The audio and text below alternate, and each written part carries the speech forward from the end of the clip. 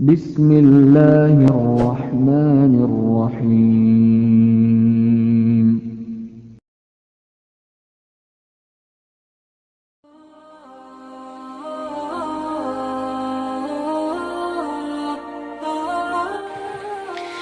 Bismillahirrahmanirrahim.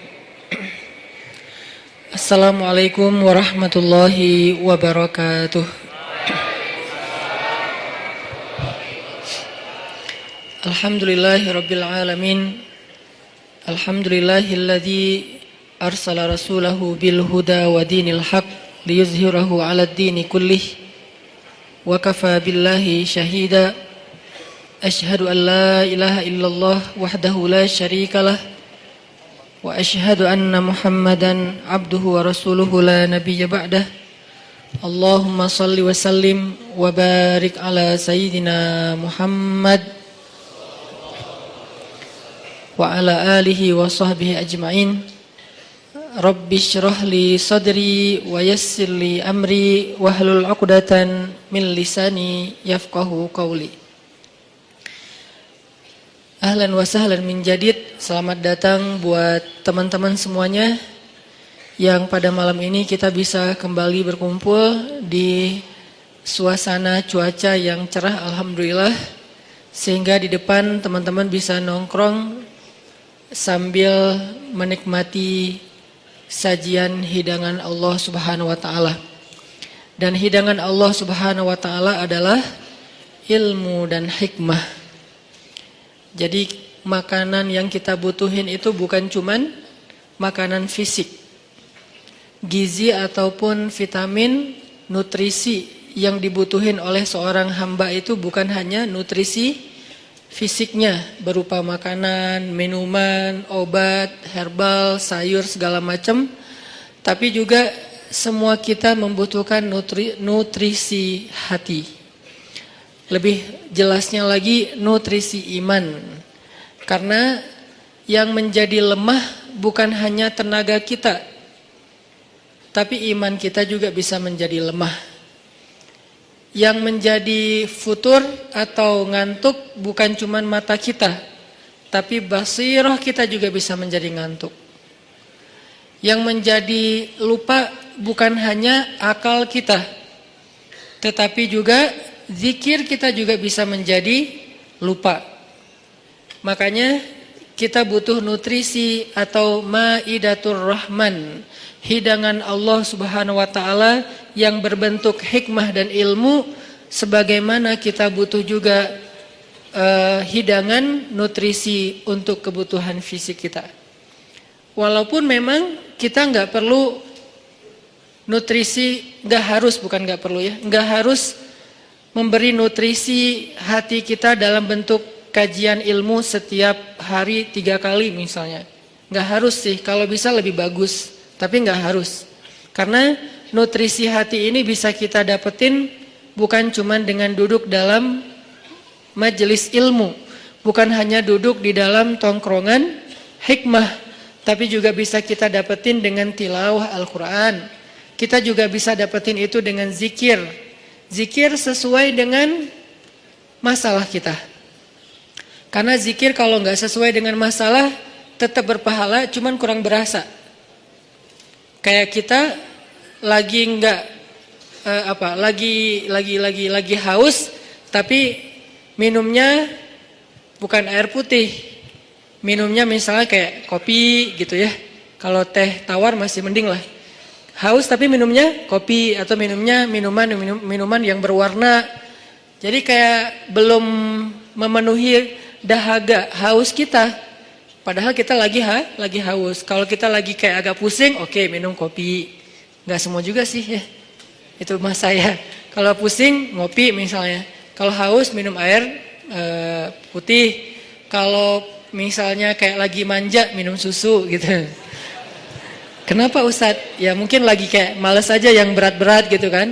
Atau lebih manja lagi jus gitu kan ya. Nggak manja sih itu sehat. Ya lah pokoknya. Yang jelas itu kan sesuai dengan kebutuhan kita. Gitu juga dengan zikir. Zikir itu nama Allah yang dipakai itu harusnya sesuai dengan masalah kita. Walillahil asma'il husna. Allah tuh kan punya nama-nama yang bagus, yang mulia, yang baik, yang keren gitu. Walaupun tidak terbatas 99, tapi yang dikenal oleh kita 99. Maka fad'uhu biha, maka berdoalah kepada Allah, panggillah Allah. Ud'u itu panggil. Ud'u ila sabili rabbika, atau dakwah itu panggilan, memanggil. Berarti fad'uhu biha, panggillah Allah dengan nama itu. Jadi enggak harus selalu kita manggil Allah, ya Allah, boleh. Tapi ditambah juga, misalnya ya Jabbar. Panggilan buat siapa? Panggilan Allah, tapi buat memanggil Allah buat orang yang lagi apa? Yang lagi sakit hati. Pernah manggil ya Jabbar pas lagi sakit hati? Makanya sering sakit hati. Jabbar itu panggilan untuk orang yang lagi sakit hati, habis dikecewain. Dikecewain oleh apa? Banyak lah, tergantung circle kehidupan kita ya. Ada yang circle-nya lebih ke main, berarti disakitin sama gengnya. Ada yang circle-nya lebih ke romantis-romantisan, disakitin oleh mantannya. Ada yang circle hidupnya seputar masalah kerja, disakitin oleh vendornya, oleh partnernya, oleh teman bisnisnya. Soal circle family life kita, disakiti oleh keluarga, anak, orang tua, pasangan, dan seterusnya gitu kan. Yang jelas, ketika kita merasa disakitin, ketika kita merasa kayak dikecewain, panggillah Allah. Sebelum kita memanggil netizen. Kan kita suka manggil netizen dulu ya. Posting, update status, story. Terus story-nya tuh curhatnya minta respon lagi tuh. Dengan kasih polling lah. Dengan request lah gitu kan. Baiknya gua putusin atau enggak ya, request gitu. Semuanya putusin, terus dia bingung. Gimana ya. Nah, sebelum kita istisyarah kepada netizen, karena netizen itu istisyarah, bukan istifta, bukan istikharah. Yang paling tinggi itu kan derajatnya dari 3 level. Meminta pendapat, nomor 1 tuh istikharah, minta pendapat Allah. Kedua, istifta, minta pendapat ulama, orang yang berilmu. Ketiga, istisyarah, minta pendapat orang yang lebih bijak dan berpengalaman, termasuk kepada teman kita atau followers kita atau geng kita. Itu istisyarah. Sebelum kita istisyarah netizen, ya ayyuhal netizen, sebelum kita pakai kalimat itu, atau ya ustaz, bahkan sebelum ustaz, ya kiai, ya syekh, maka ya Allah. Panggil Allah Subhanahu wa ta'ala. Manggilnya gimana Ustadz? Salah satunya selain kata Allah pastinya, karena itu kalimat yang paling mulia, kita juga bisa manggil tematik. Ya Jabbar. Ya Jabbar itu bisa 2. Sebetulnya 3 maknanya Jabbar, tapi yang lebih common itu 2. 1, dipanggil untuk masalah-masalah yang sifatnya bukan hanya besar, tapi kayak kekuatan. Misalnya kita ngedoain musuh-musuh Islam. Allahumma alaika bi'a'daika a'da'iddin. Allahumma alaika bil kuffar. Allahumma alaika biz zalimin. Ya Allah, kami serahkan kepadamu orang-orang zalim itu, gitu kan? Orang-orang zalim. Baru kita mengatakan, ya Jabbar. Pasangannya biasanya, ya Qahar. Ya Jabbar, ya Qahar. Arti Jabbar dalam konteks itu, yang perkasa, yang memaksa. Ya Qahar, yang menaklukkan. Sehingga dipakailah kalimat Jabbar, Qahar, Aziz, kan kata-kata yang nama-nama yang perkasa gitu, untuk doa-doa yang sifatnya biasanya dipakainya dalam kondisi terzolimi. Ini doa-doa orang yang terzolimi. Kayaknya nggak perlu dihafal juga sih. bukan nggak perlu dihafal, nggak perlu dipakai. Kenapa? Berharap kita tidak mendoakan orang yang zalim, kecuali yang dizalimi dalam urusan agama. Kalau dizalimi urusan pribadi sih, mending jangan mendoakan orang yang menzalimi. Kenapa? Rugi. Mending doain diri sendiri. Ketika kita punya kesempatan doa kita diijabah, jangan kasih doa itu untuk orang lain, rugi. Walaupun bentuknya mendoakan atas keburukan, tetap rugi. Mending kita pakai buat doain diri kita sendiri. Ya Allah, saya lagi dizalimin, mudah-mudahan. Nah gitu kan, berarti kan kita dapat kebaikan. Ya Jabbar, itu panggilan orang yang sedang sakit hati. Jadi satu artinya untuk orang yang lagi dizalimi, satu lagi untuk orang yang lagi hatinya kayak sedih, kayak disakitin. Nggak sebesar zalim sih, cuman ya lumayan lah, bikin nggak bisa tidur, bikin tumbuh jerawat gara-gara itu, gitu kan ya? Karena stres, terus bikin nambah uban, walaupun ada yang uban itu karena bijaksana, ditutup. Jadi intinya adalah panggil Allah kalau kita lagi sakit hati dan dikecewain.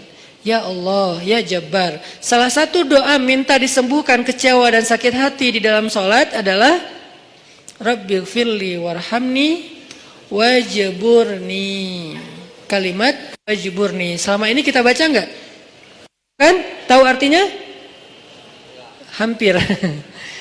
Apa arti wajburni? Bukan paksa aku dong Allah, enggak. Padahal arti Jabbar juga yang memaksa kepada kehendaknya. Tapi kalimat wajburni, makna Jabbar di sini makna yang ketiga di antara tiga makna Jabbar, yaitu yang mengobati sakit hati. Jadi ketika kita berdoa, Rabbighfirli warhamni wajburni warfa'ni warzuqni wahdini wa'afini. Banyak banget ya. Luar biasa kita ya. Jadi kalau kita sholat aja tuh kita udah minta banyak hal ke Allah. Makanya pas berdiri, pas duduk itu jangan buru-buru. Rabbi, Allahu Akbar. Apaan? Malaikat juga bingung. Rabbi apa? Kamu dengar nggak dia doa apa? Enggak. Oh kirain aku doang yang salah dengar, kata malaikatnya. Jadi kita kayak nggak jelas gitu minta ke Allah. Rabbi udah gitu sujud. Karena terlalu buru-buru, nggak ada tumakninah, nggak ada tenang, nggak ada berhenti sebentar. Makanya Rabbi firli warhamni wajiburni. Bagian wajiburni kalau bisa di kayak gimana gitu, kayak agak menghayati dan kayak perasaannya dalam banget gitu. Wajiburni. Tapi nggak gitu juga sih dalam sholat, bahaya, bid'ah, syubhat menyambar-nyambar. Intinya teman-teman, wajiburni itu artinya kalau kita terjemahin, sembuhkanlah sakit hati saya. Atau bahasa lain juga bisa diterjemahin, hiburlah aku ya Allah, aku lagi sedih nih.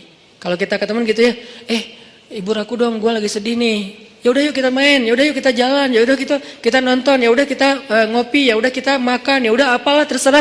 Yang jelas kita ngadu ke dia, minta dihibur pas kita lagi sedih. Nah cara ngadu ke Allah pas kita lagi sedih supaya dihibur oleh Allah, wajburni ya Jabbar. Itu bisa dibaca di dalam sholat. Bisa juga dibaca di luar sholat. Gak apa-apa, dalam sholat baca, di luar sholat juga baca. Bahkan di luar sholat kita bisa ulang-ulang. Wajiburni ya Jabbar, wajiburni ya Jabbar. Ya Allah, hibur aku ya Allah, hibur aku ya Allah. Aku lagi sedih berat nih. Udah seminggu aku gak buka Instagram ya Allah. Curhat. Kenapa? Komen. Head speech ya Allah. Ya Allah, aku udah seminggu gak lihat grup. Ya Allah, aku udah seminggu gak buka handphone. Lebih parah lagi kan? Berarti bermasalah di akun sosial media, bermasalah di grup, bermasalah di nomor kontak, bermasalah di SMS, semua bermasalah. Ya Allah, udah seminggu aku gak buka handphone. Hibur aku lagi sedih banget gitu. Nah, minta ya Jabbar, wajiburni ya Jabbar, wajiburni ya Jabbar. Entar Allah akan hibur kita. Hiburan Allah lebih baik daripada hiburan yang diberikan oleh makhluk. Hiburan makhluk itu kadang-kadang modal. Kalau nggak modal di awal, modal di akhir. Modal di awal, dia ngajak nonton, kita yang bayar. Dia ngajak ngopi, kita yang bayar. Kalau modal di akhir, dia bayar, tapi nanti dia pamrih. Dulu kan pas lo lagi sedih, gue traktirin makan. Sekarang gue lagi sedih nih, sama aja kan ngemodal ya. Kalau Allah yang ngehibur kita, itu nggak ada pamrihnya. Nggak ada modal di awal, nggak ada modal di akhir. Terus kenapa kita cepat dan begitu spontan minta hiburan dari makhluk? Begitu spontan minta curhat kepada makhluk, begitu spontan manggil nama makhluk,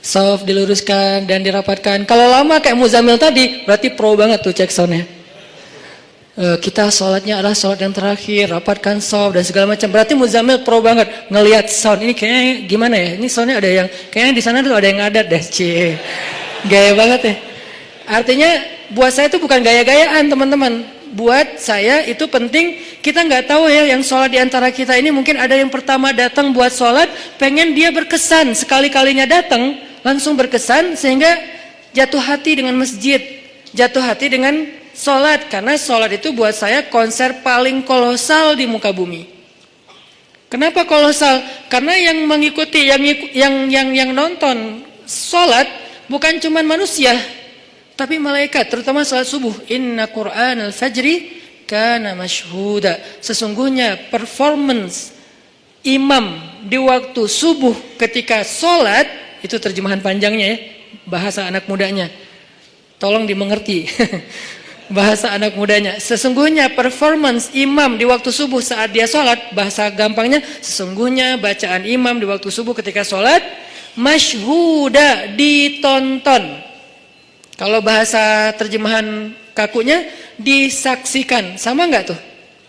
Sama kan? Disaksikan, saksikanlah. Itu kan bahasa TV yang dulu, baheula ya. Kalau sekarang, nonton gitu kan ya. Jadi kayak ditonton. Siapa yang nonton? Bacaan imam, performance-nya imam ketika subuh, Allah, malaikat. Coba, DWP sama Tomorrowland yang nonton siapa? Ya kita di YouTube.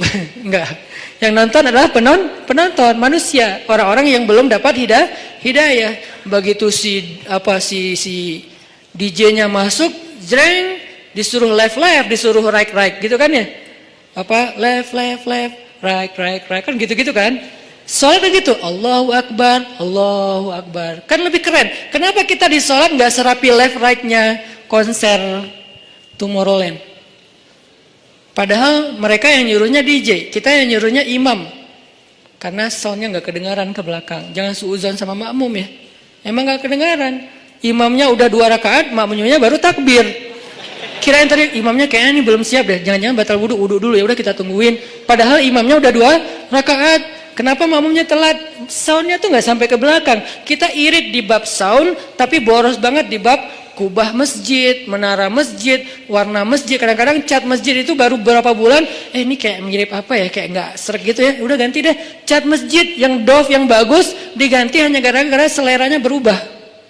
Tapi mic-nya cuma puluhan juta, kubahnya hampir 1 miliar.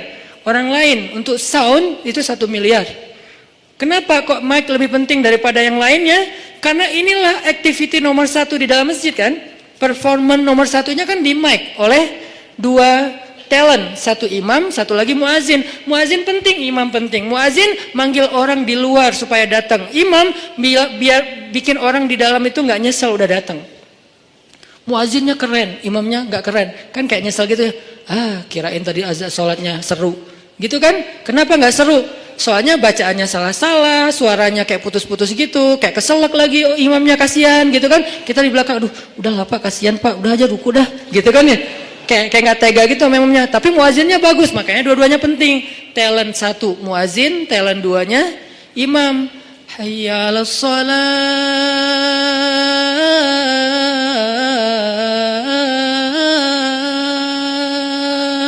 Orang yang dengar sedih ya. Kenapa? Jadi ingat dosa, Nah, gitu kan ya. Ini kan bagus nih azannya nih. Hayya 'alas shalah.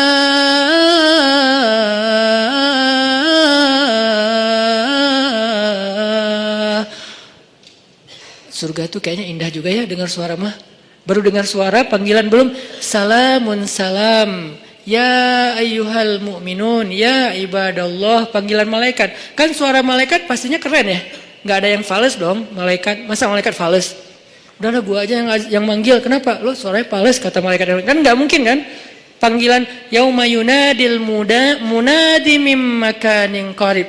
Hari ketika malaikat memanggil manusia dari tempat yang dekat.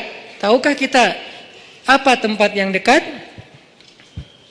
Tempat yang dekat itu adalah Masjid Al-Aqsa. Hari ketika malaikat berdiri di titik Masjid Al-Aqsa sekarang, memanggil seantero padang mahsyar, halummu ilayya, kumpul kalian semuanya di sini, kata malaikat. Jadi azan yang keren itu azan yang mengingatkan orang kepada dosa, azan yang mengingatkan orang kepada akhirat, dan itu nggak bisa kalau nggak pakai hati. Nggak perlu ngeluarin 100% vokal, cukup 60%-nya aja. 30% dibantu sama sound. 10%-nya dipakai, 40%-nya dipakai dengan perasaan. Makanya saya senang banget kayak dulu masa masih punya halakoh kecil sama teman-teman, termasuk ada Muzammil, anak-anak ITB, kita kan kayak belajar dulu Muzammil mana Muzammil? Oh ada belajar makomat sama dulu sebelum ada pemuda hijrah, makomat sama belajar azan. Kita kayak mengcover. Jadi bukan cuma lagu yang di cover, kita mengcover azan. Cover azan Masjidil Haram Dagriri. Dagriri itu azannya tuh menurut saya azan of the year. 2018 azan terbaik itu nanti cari di YouTube, azannya Hamdi Ad-Dagriri kalau nggak salah namanya. Nanti azannya Al-Aqsa. Azan Al-Aqsa itu kayak lagi curhat. Al-Aqsa itu udah dirampas, kami itu teraniaya, kemana kalian wahai kaum muslimin? Gitu, seolah-olah tuh kayak manggil kita gitu. Dari irama-irama yang dipilih kan. Nah ini semuanya dengan hati. Makanya pakai hati aja udah terbaik. Balik lagi ke tema yang tadi adalah panggil Allah dengan lembut. Nidaan khafiyya. Zikru rahmati rabbika abdahu Zakaria. إذ نادى ربه نداء خفيا.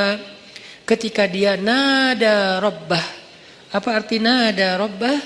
Nada itu bahasa Arab, terus jadi bahasa Indonesia, nada, tapi beda arti. Nada artinya memanggil. Nada dering, panggilan. Dering panggilan, itu bahasa Arab. Iznada rabbahu nidaan khafiyya. Nada yunadi nidaan. Nida panggilan. Jadi kalau ada yang namanya nida itu adalah panggilan. Makanya kalau dia panggil, panggilan kamu siapa? Panggilan aku nida gitu. Itu panggilan, iya nida, iya panggilan ya. Ame gitu. Kalau ngerti bahasa Arab, kalau ngerti ya sama aja sih. Nah, yunadi nada rabbahu nidaan khafiyya, memanggil dengan khafi. Khafi itu kayak lirih. Ya Allah, gitu pelan-pelan. Terus khusyuk manggilnya, berperasaan manggilnya, bukan ya Allah. Itu mah kaget kali ya, bukan manggil Allah karena dia lagi curhat. Kalau mau curhat, ya Allah. Coba jadikan ya Allah ini kata favorit kita deh.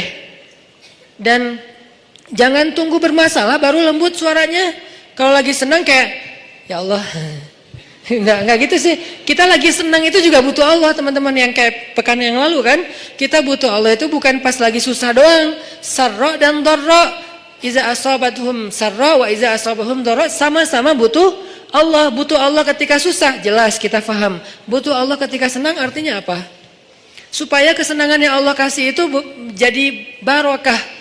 Mubarak, jadi bertambah manfaat, jadi bertambah kebaikan, enggak jadi sia-sia. Nah, kalau nikmat yang Allah kasih, kesenangan yang Allah kasih malah jadi bikin kita sia-sia, itu malah jadi musibah. Sehingga kita butuh Allah supaya dituntun, ya Allah saya punya rezeki ini diapain ya? Supaya bermanfaat nih. Kemana saya harus memberikan rezeki ini? Ke keluarga, ke diri saya sendiri untuk kebutuhan, siapa lagi? Allah tuntun.